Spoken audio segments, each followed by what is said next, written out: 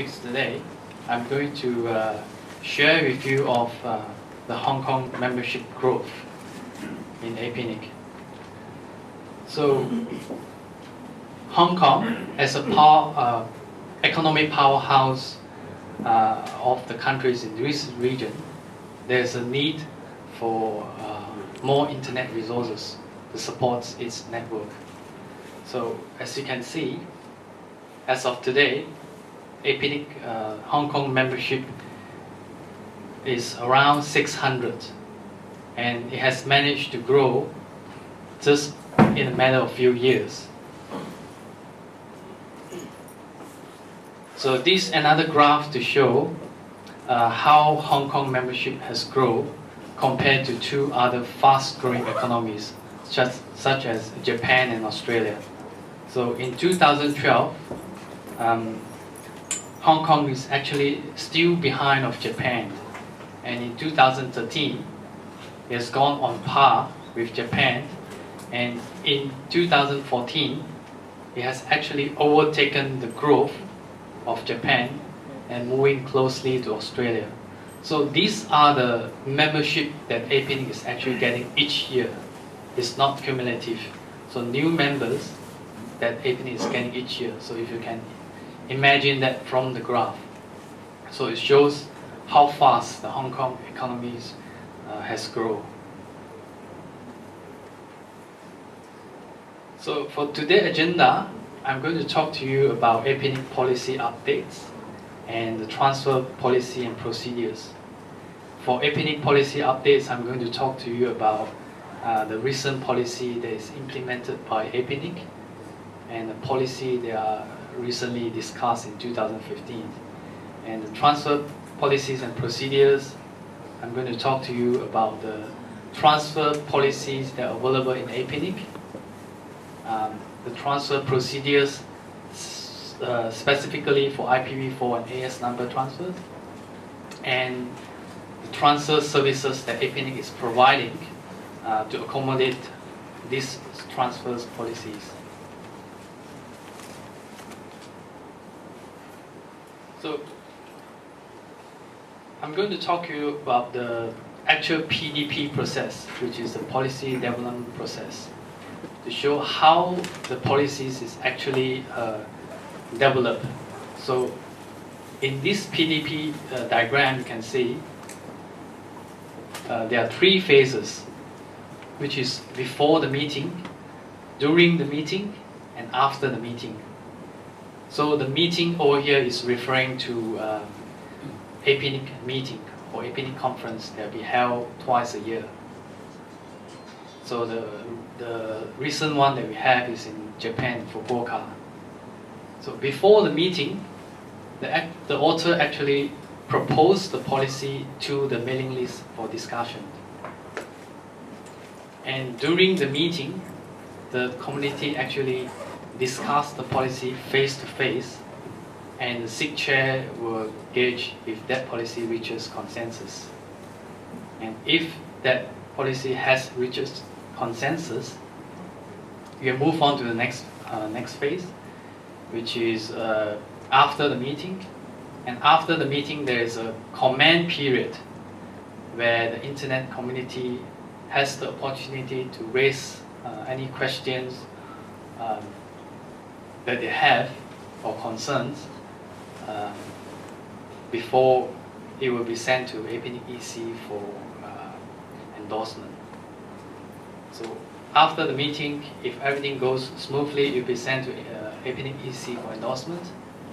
And at the final stage, APNIC will actually implement the policy. So this shows how the policy is developed.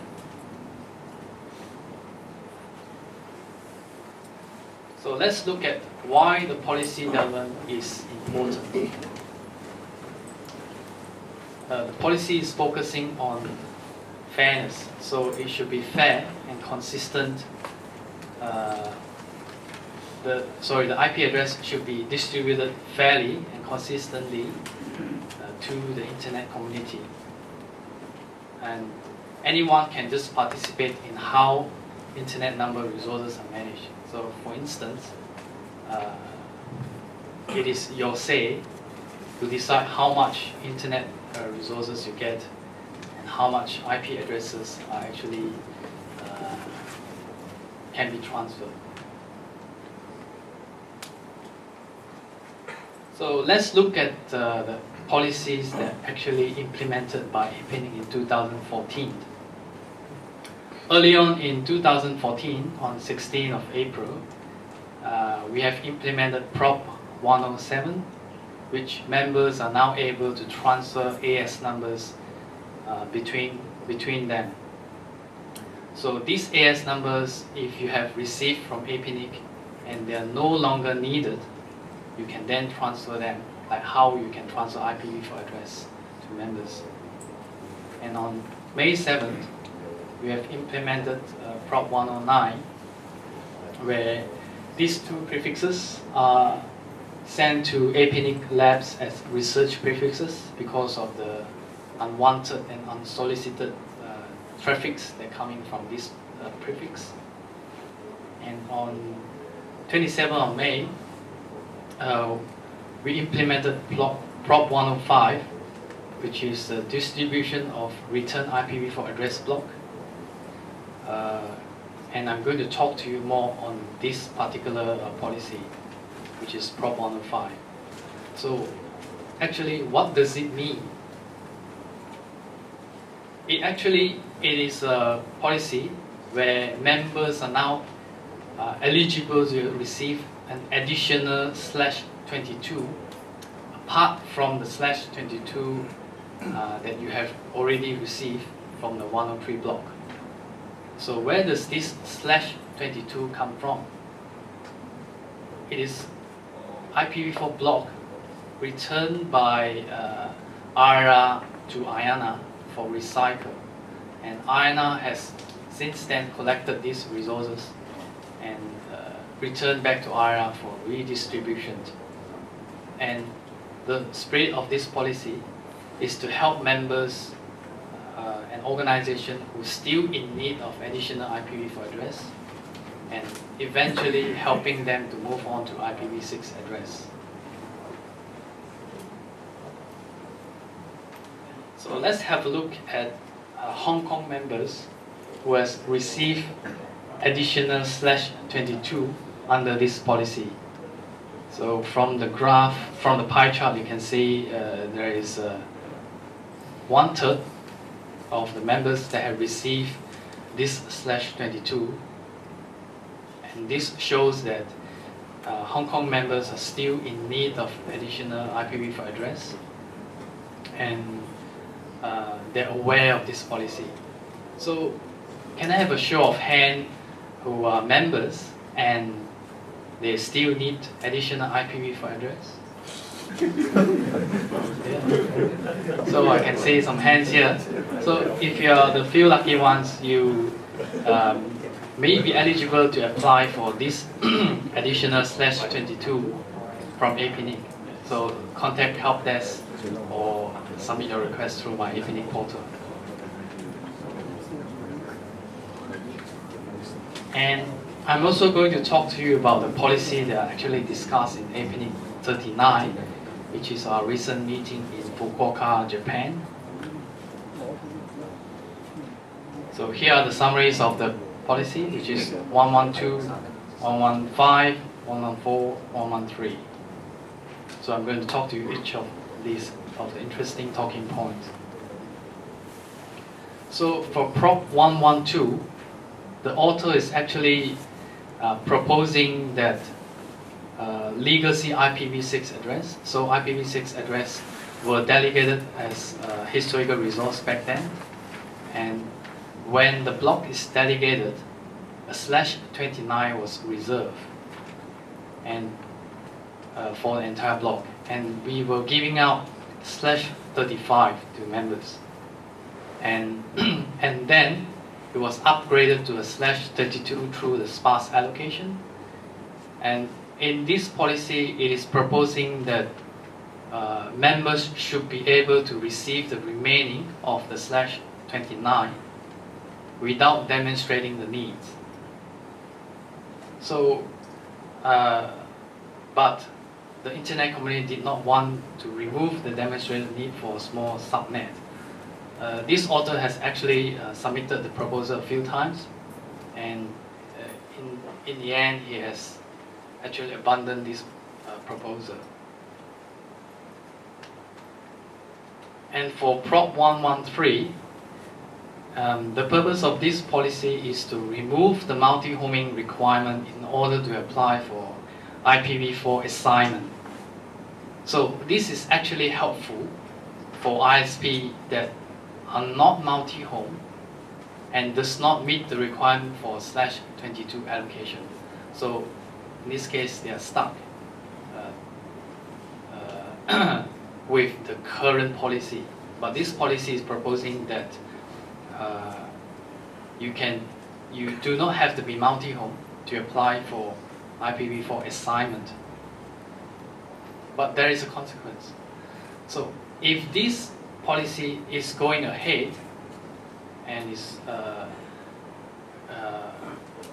reach consensus by the internet community, we would have finished the final /8 much more quicker.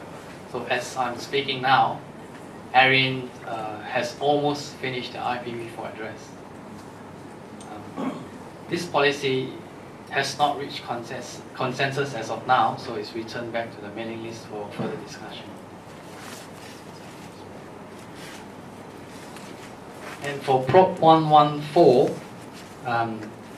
this author is actually proposing to remove the multi-homing requirement in order to apply for one AS number. So the argument says network operators could use a private ASN for this purpose, and there's no strong technical reason for that. So network operators should be allowed to build their network like how they want it to be. But the argument said the other way around. So this policy is again returned to mailing list for further discussion. And for Prop 115, this policy is actually wanting to add more specific assignment data, which is to be specific port range information into APNIC WHOIS database. This to actually enable more specific filtering for harmful traffic. But the drawback of this policy is that how APNIC can actually manage this information in APNIC WHOIS database, because they want to make this information only available to network operators for security reasons.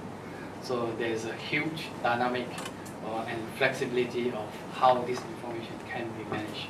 So this did not reach consensus and was returned to the mailing list for further discussion. Actually, there's more on policy. APNIC Secretariat has actually merged 7 different policy documents into one big single document for easy access for users to consult the policy documentation. So if you have not seen this, you can actually browse to this site and you can see the single policy document that includes IPv4 transfers, ASN transfers, merger acquisition. All policies are in one page now. And APNIC Secretariat also initiated the Policy Champion Program, where this program mainly is to encourage nodes to participate in the policy development process. So if you have any questions, please feel free to speak to Duncan McIntosh, our development director here. He's more than happy to actually help you and assist you on how nodes can actually participate in the PDP process itself. And to improve remote participation, APNIC has actually created Confer tool. So I'm going to do a live demo to you on how you can actually participate using this tool during the PDP process. So it'll only take a few minutes of yours. So hopefully we can do this quickly. To test this, can you please browse to this website if you have your mobile device or your laptop. Just browse that to confer www.confer.apnic.net and register your email address, password, your display name. But please note that your display name will not be displayed on the screen. It's just capturing that one individual has input their opinion into the tool, and then you can start trying out. But there is a checkbox where you have to tick to say that I'm not a robot, so to make sure that you are individual logging in and to cast the vote. So I'm going to show you the results over here on the screen. I think it's without the www.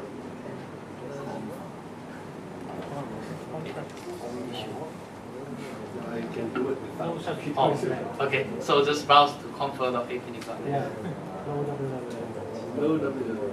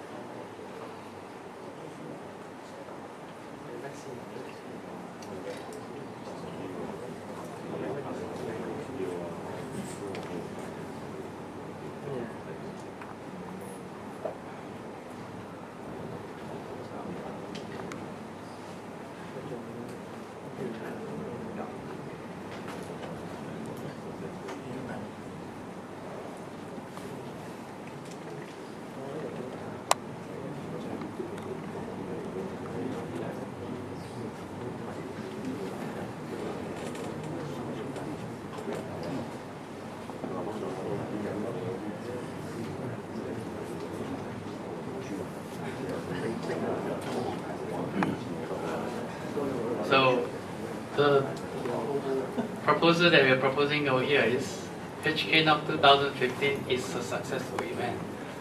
Do you agree? You can see a lot of strongly support over here.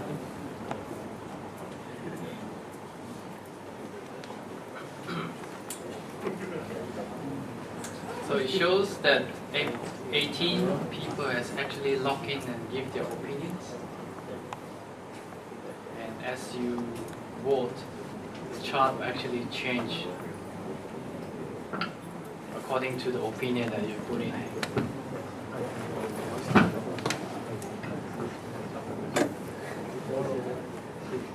I'm getting 25 now. There are some strongly opposing. I know the reason why.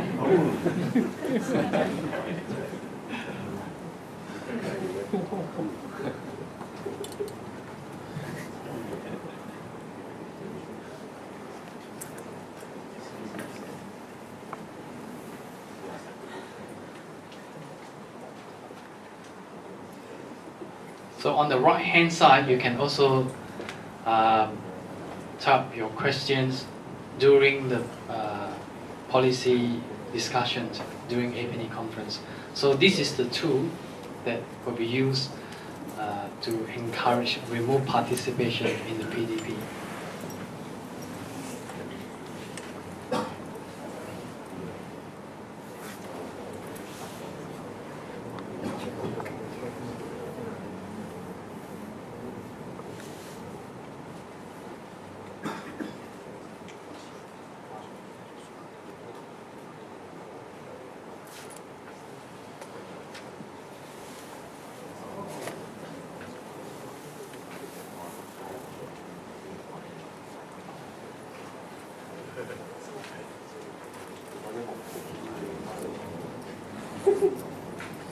So the room doesn't look like we only have 32 people here.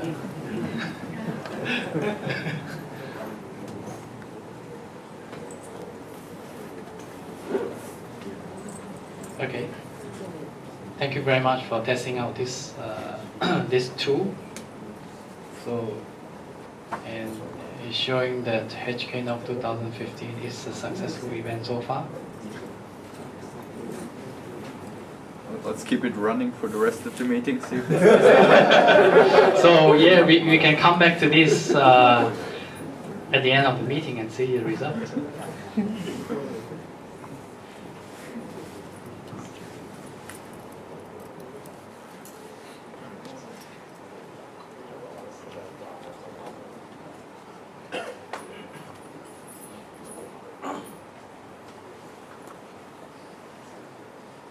Okay, thanks for testing out the tool. We'll come back to the results later. Alright, let's move on to the second part of my presentation here, which is the transfer policies and procedures.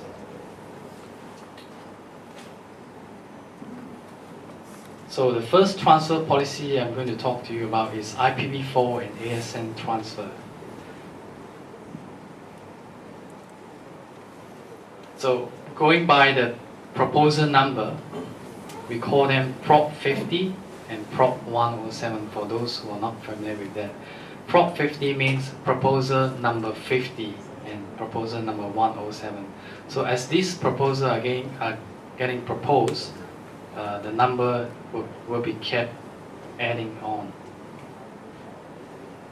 So for transfers of IPv4 and AS numbers, as a member, who can you transfer the resources to? And who can you receive the resources from? So as a member, you can transfer the resources among and between members. You can transfer with APNIC member and a member of NIR, such as IDNIC, CNIC, JPNIC, and so on. So NIR is short for National Internet Registries, and they act just like IRR, but on the national level.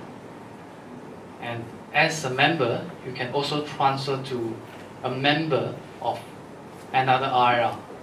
So at this stage, APNIC is only doing transfers between APNIC member and ARID.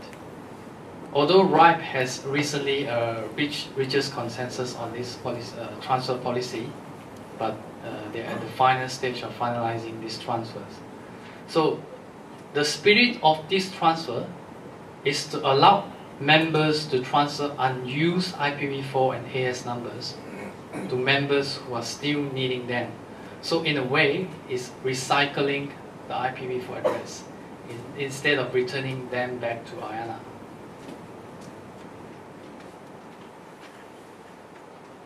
So let's look at the transfer between APNIC members, which is the most common type of transfer request that we observe coming from Hong Kong members. So how do you initiate this transfer request? That's the question that I get asked most of the time. So to do that, the source account will need to initiate the transfer request from my APNIC portal. And once this request is submitted, an email will be sent out to the recipient account, and the recipient account will need to then accept the transfer request through my APNIC account. And of course, the recipient account will need to demonstrate the needs of the resources that will be transferred. And is there any fee involved in this type of transfer? Yes, there is. It will be a 20% of the transfer, 20% of the renewal fee of the resources that will be transferred. So that's the transfer fee. And for IPv4 transfers and IPv4 and AS transfers between APNIC and NIR, so as I mentioned before, it means that you can transfer from your account to a member of NIR, such as IDNIC, CNIC, JPNIC, and vice versa. So for this kind of transfers, the source account will need to initiate the transfer request to the internet registries of the source account, and the internet registries will then need to contact the internet registries of the recipient account to carry out the evaluation. So obviously the IR of the recipient account will need to evaluate this transfer request, and how long it will take. It really depends on how long can the recipient account reply back to the internet registries to carry out the evaluation process. And for transfer between APNIC and IR members, the similar process apply. So for example, if you wish to transfer to a member that is located in ARINT, you will need to contact APNIC. APNIC will then need to contact ARINT, and ARINT will then need to contact the recipient account to carry out the evaluation. So that's the scenario. So let's look at the total number of IPv4 transfer over the years. As you can see, the number that IPv4 transfers over the years has increased, and it has surged in 2014. And how many of the IPv4 transfers that actually involved in the final /8? So in 2012, we can see that the transfers are quite high, near to 30%, and the transfers has actually slowed down in 2013 because in 2012 APNIC has not implemented the policy where members will need to show a 12-month requirement. So in 2013 we did that, and the transfers amount has actually dropped. So in 2012, when you receive the resource from APNIC, you can actually transfer it straight away without demonstrating that you have the needs for 12 months. So that's the reason why the transfers actually dropped back in 2013. And let's look at the transfer due to merger acquisition. So due to organization restructure, or the organization has been acquired by another organization, members often would like the resources to be managed under one account. So if that scenario has applied to your organization, you can actually transfer the resources under this transfer policy. But to proceed with this transfer policy, you will need to show legal supporting documentation such as sales agreement or transfer agreement that is authorized by your local authorities or local government. But the transfer condition also say that the recipient account will need to become an APNIC member before such transfer can happen. And for this type of transfer, there is no transfer fee involved, and the renewal fee of your next renewal fee is calculated based on total resource holding. And for transfer of historical resource, so for this type of transfer, it's not very common, but if your organization is managing or holding some historical resource, you can actually transfer these resources under this transfer policy. But the condition says once the resource is transferred, the renewal fee of the resources will be calculated based on the normal membership fee calculator, which means if you are managing historical resources under a non-member account, you usually pay a minimum fee of $200. But if you transfer these resources to a normal member account, then the renewal fee will be much higher. And I'm going to show you the transfer procedures of the most common type, which is the transfer between APNIC members. So how do you do it? For the source account, you can log into my APNIC portal under Resources tab, under Resource Transfers /return. You just need to click on the first link to transfer transfer resources into another account. And once you're in that page, you can select resources that is in your account to be transferred. So if you're transferring of a smaller block, so for example a /24 out of a /22, you can actually manually type it in this box over here and click on the submit button. So for recipient account, what you need to do is you will need to click on the receive resources into my account, and once you have clicked on that link, you will need to complete your requirement for the resources that will be transferred, just like how you submit IPv4 application through my APNIC portal. So let's look at some of the transfer services that APNIC is providing to facilitate these IPv4 transfers. So we have a service called IPv4 transfer pre-approval. So what does this mean? As a member, if you have the needs, you can actually complete the transfer pre-approval request through my APNIC portal and demonstrate that you have the needs, and assure that so that APNIC can assure that you have a certain amount of IPv4 address.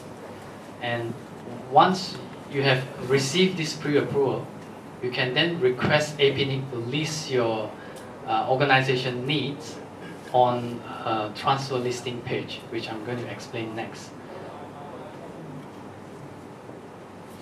So to complete the transfer pre-approval, you can submit that through my APNIC portal under resources and resource transfer /return.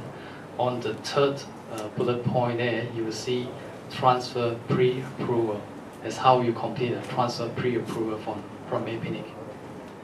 And the benefit of doing this is you can actually get your requirement approved by APNIC well before the transfer happens. So you have not found any source account, but you can park your organization needs on APNIC transfer listing page, which is this one that I'm going to talk about. So members who have received the pre-approval can request APNIC to list their organization needs on this page. So members who actually have resources to be transferred away to organizations, they can come to this page and pass on their contact details to APNIC, and APNIC will then, as a middle person, pass on their contact details to you, and then it's up to your organization to talk with the source account to see if you agree to receive the resource from them. So here's a screenshot of the transfer listing page. Over here you will see the size that's actually pre-approved by APNIC and which economy your organization is located, and there's an expiry date. So from the day your requirement is approved, there is a 24 months expiry date. Please note that your organization name will not be listed on this page. So only those three informations. And if any source account that has the resources that they want to transfer to you, for example, I have resources and I wish to transfer to an organization that's located in India, I'll click on the contact link and a form will pop up. I'll just need to complete my contact details, submit the form, and that form will be passed on to APNIC, and APNIC will then pass on the contact details to your organization, and it's then up to your organization to contact the source account to organize the transfer.